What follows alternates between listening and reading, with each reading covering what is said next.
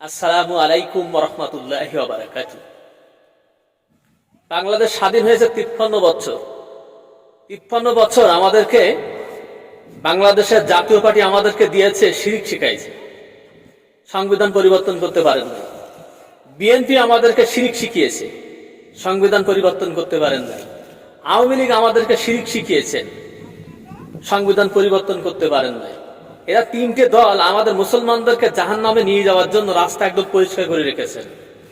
কিন্তু এবার আমরা দেখতে চাই বাংলাদেশে ইসলামী দলগুলো যদি ক্ষমতায় যেতে পারে, আমাদেরকে জান্নাতে যাওয়ার জন্য রাস্তা তৈরি করে দিতে পারে কিনা, সেইটা দেখার বিষয়। আপনি কি জান্নাতের পক্ষে থাকবেন না জাহান্নামের পক্ষে থাকবেন?